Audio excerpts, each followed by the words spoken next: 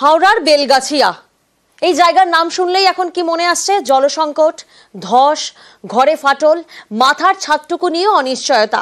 আর সেই হাওড়ার বেলগাছিয়ার আরো একটা ছবি, ভয়ঙ্কর এক ছবি আপনারা দেখুন। কিভাবে ডাম্পিং গ্রাউন্ড, সেই ডাম্পিং গ্রাউন্ডে জ্বলছে আগুন। ডাম্পিং গ্রাউন্ডে পৌঁছে গিয়েছে নিউজ 18 বাংলা এবং সেই ছবি আপনাদের সামনে দেখুন। হাওড়ার বেলগাছিয়ায় বিপত্তি বাড়ছে, ডাম্পিং গ্রাউন্ডে এভাবেই আগুন জ্বলছে আর ডাম্পিং গ্রাউন্ডে নিউজ 18 বাংলা পৌঁছে গিয়েছে এই মুহূর্তে।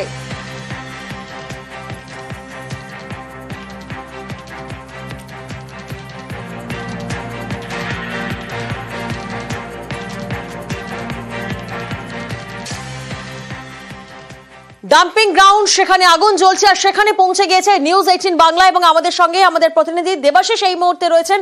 দেবাশিস, তুমি একেবারে স্পটে পৌঁছে গেছো এবং যে ছবি আমরা দেখছি রীতিমতো চমকে ওঠা এক ছবি। একদিকে তো বাসিন্দারা তারা মাথার ছাদটুকু নিয়েও অনিশ্চয়তায় রয়েছেন, আর অন্যদিকে এই ছবি তো আরো উদ্বেগ বাড়াচ্ছে। দেবাশিস,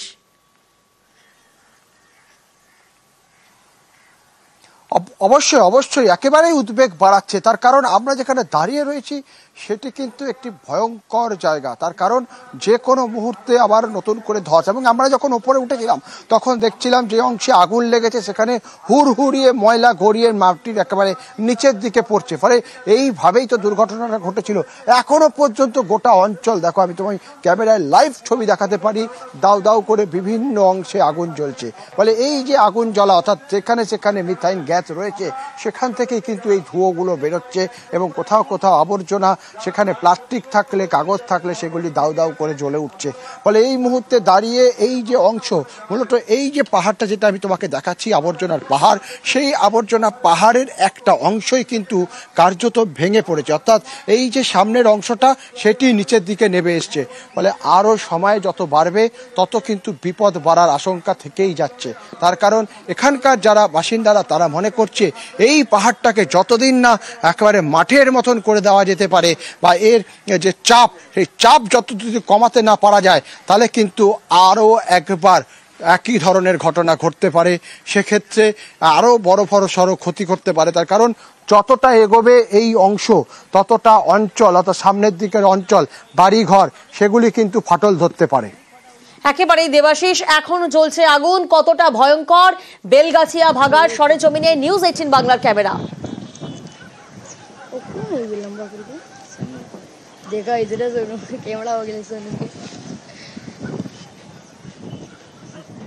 রেল মানচিত্রে জুড়ল জয়রামবাটি, মায়ের গায়ে ছুটবে ট্রেন এবার, কারণ লাইন পাতা স্টেশনের কাজ একেবারে শেষ। মাতৃমন্দিরের আদলে তৈরি হচ্ছে স্টেশন, ট্রেন চালুর খবরে খুশি পূর্ণার্থীরা।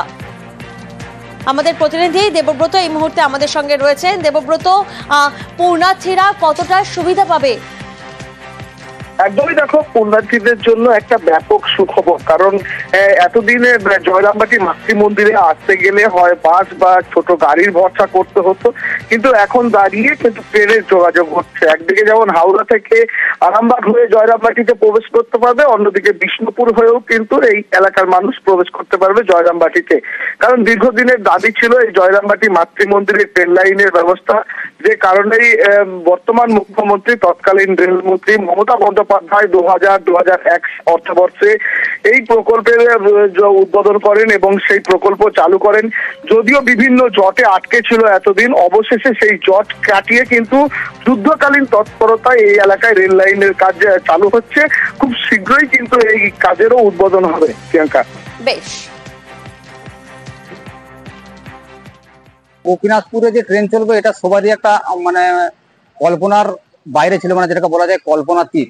তো সেটাকে মোটামুটি 2 থেকে 3 বছরের মধ্যে সেন্ট্রাল গভর্নমেন্ট করে দেখিয়েছে এবং ভাবাদিগির কারণে যে জটটা ছিল সেটাও মোটামুটি কেটে গিয়েছে। তো যেটুকু জানা যাচ্ছে 26 তারিখের মধ্যে সিআরএস কমপ্লিট হবে, সেটা গোপীনাথপুর থেকে জয়রামবাটি পর্যন্ত, এবং জয়রামবাটির পর থেকে কামারপুর পর্যন্ত কাজ প্রায় অনেকটাই কমপ্লিট এবং লোকাল মানুষের সহযোগিতার সাথেই কাজটা সম্পন্ন হয়েছে। এবং তাতে করে কি সবারই একটা আনন্দের ব্যাপার যে গোপীনাথপুরে ট্রেন লাইন হচ্ছে। এটা আমাদের তো একটা স্বপ্ন ছিল, তো স্বপ্নটাকে সার্থক করে দেখাতে পেরেছে সেন্ট্রাল গভর্নমেন্ট এবং রাজ্য সরকার দুই। তার জন্য সবাইকে অসংখ্য ধন্যবাদ। মা ঠাকুর স্বামীজির আশীর্বাদ, আর আমি তো আজকে 50-60 বছর আছি, যে এই যে জয়রামবাটিতে রেল চলবে এটা তো আমরা স্বপ্নই করতে পারছি না। আজকে আমি এই 60 বছরের ভেতরে আমি রেলের যখন শব্দ পাই তখন ভাবি যে হায় ঠাকুর, হায় মা, তুমি দেখো যে তোমার দেশটা কি হচ্ছে। এত সুন্দর, এত ভালো, আমাদের হাজার হাজার রামকৃষ্ণ মিশনের শিষ্য ভক্তরা একবারে হাঁ করে আছে, কবে হবে, কবে আসবো। আর এই যে সুবিধা, পাবলিকের যে কত সুবিধা হয়েছে তা বলে শেষ করতে পারবো না।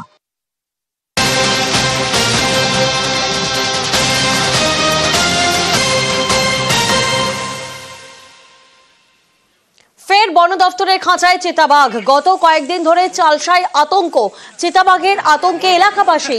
চিতাবাঘ ধরতে গতকাল বন দফতরের তরফ থেকে খাঁচা পাতা হয়, আর আজ সেই খাঁচায় ধরা পড়ে চিতাবাঘটি।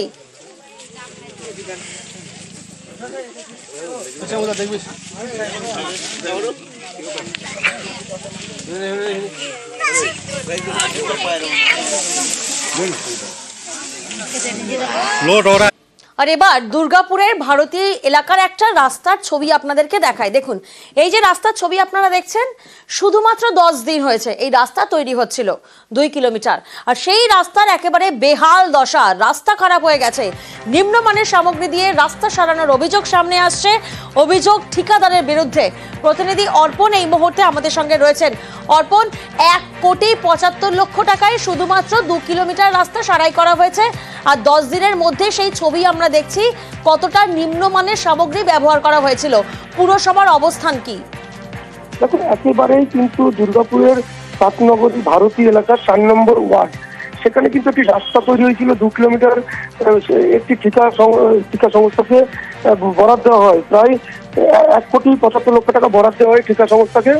এরপরে কিন্তু এলাকার মানুষ তারা কিন্তু পুরসভায় অভিযোগ তারা জানান যে রাস্তাটি তৈরি হচ্ছিল মূলত একেবারেই নিম্নমানের সামগ্রী দিয়ে তৈরি, সেই ঠিকাদার তৈরি করছিল, এমনই অভিযোগ পুরসভার কাছে পৌঁছায়। পুরসভার কাছে কিন্তু অভিযোগ যাওয়ার মাত্রই কিন্তু পুরসভার তরফ থেকে কিন্তু অ্যাকশন নেওয়া হয়, কারণ পুরসভার তরফ থেকে একেবারে সেই রাস্তা পরিদর্শনে আসেন মেয়র পরিষদ সদস্য এবং ডিএমসির যেসব ইঞ্জিনিয়ার, তারা কিন্তু আসেন। এসে তারা কিন্তু দেখেন যে নিম্নমানের সামগ্রী দিয়েই তৈরি হচ্ছিল, এবং সেই ঠিকাদার যাকে বরাদ্দ দেওয়া হয়েছে সেই ঠিকাদারের বিরুদ্ধে কিন্তু ব্যবস্থা নেওয়ার আশ্বাস দেন। ইতিমধ্যেই তাকে চিঠি করা হয়েছে পুরসভার তরফ থেকে। বেশ, থেকে চিঠি আমরা দেওয়া হয়েছিল, কাজটা আমাদের স্টার্ট করতে একটু লেট হয়ে যাচ্ছিল, তো আমরা যাতে কাজটা তাড়াতাড়ি শুরু করি আর উইদিন টাইম ফ্রেমের মধ্যে শেষ করে দিই, তার জন্য ডিএমসি থেকে আমাদের একটা রিমাইন্ডার চিঠি দেওয়া হয়।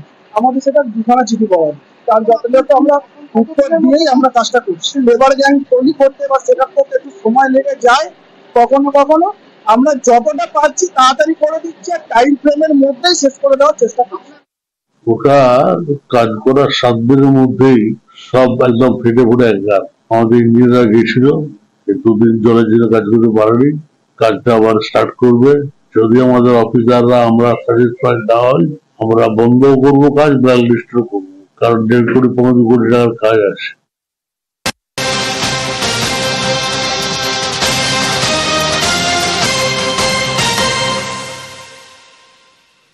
আর এবার দেখুন, একটা ফেরিঘাটের ছবি দেখাচ্ছি আপনাদেরকে।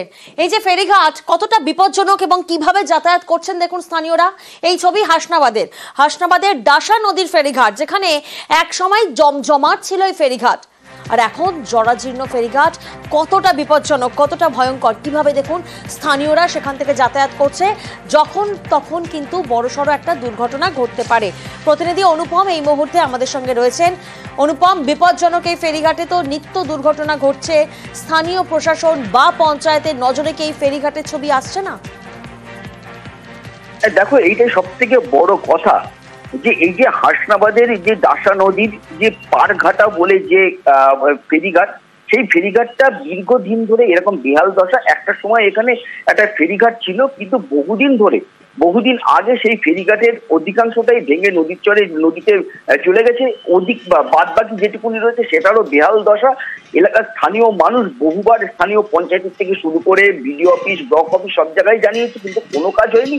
অবশেষে স্থানীয় মানুষ তারা নিজেদের উদ্যোগে যে বৈদ্যুতিক যে পোস্ট, যে খুঁটি, সেই ভাঙা খুঁটি নদীর চরে পাঠিয়ে সেখান থেকে ঝুঁকি যাতায়াত করে, এবং তার উপর দিয়ে বাইক, সাইকেল, স্কুলের ছাত্রছাত্রীরা এমনকি রুগী হাসপাতালের রুগীদেরকে পর্যন্ত তার উপর দিয়ে কাঁধে করে নিয়ে আসতে হয় এবং প্রতিনিয়ত সেখানে কিন্তু দুর্ঘটনা ঘটে। আর বর্ষাকাল হলে তো কথাই নেই, পায়ে পায়ে দুর্ঘটনা লেগেই থাকে, প্রতিনিয়ত দুর্ঘটনা লেগে থাকে। এই নিয়ে এরপরে আমরা কিন্তু যে স্থানীয় যে পঞ্চায়েত সমিতির যে সভাপতি তার সঙ্গে আমরা যোগাযোগ করেছিলাম, তিনি যেটা জানিয়েছে যে এই সমস্যার কথা তারা ঊর্ধ্বতন কর্তৃপক্ষকে জানিয়েছে। কতদিনে ব্যবস্থা হয় সেদিকেই নজর থাকবে। এই ঘাটটার যে অবস্থা, আমরা যে কোনো মুহূর্তে বিপদের সম্মুখীন হতে পারি। আমরা চাই যে ঘাটটা যাতে তাড়াতাড়ি ঠিক হোক। এখানে যখন তখন পড়ে হাত পা ভাঙতে যে পড়ে যাচ্ছে, ভাটার সময় দেখছি জলে নেমে ওঠানামা করছে, এরকম কন্টিনিউ হয়। আর বনমাতার সময় বিশাল খারাপ। দীর্ঘদিন জানাইয়ে কোনো সুবিধা পাইনি। এই পর জেলায় জানাইছি, বিডিওকে জানাইছি, জেলা পরিষদ জানাইছি। শুনছি ঘাটটা জেটির অবস্থা খারাপ, মানুষ পারাপারের জন্য জোয়ার ভাটায় ডিস্টার্ব হচ্ছে।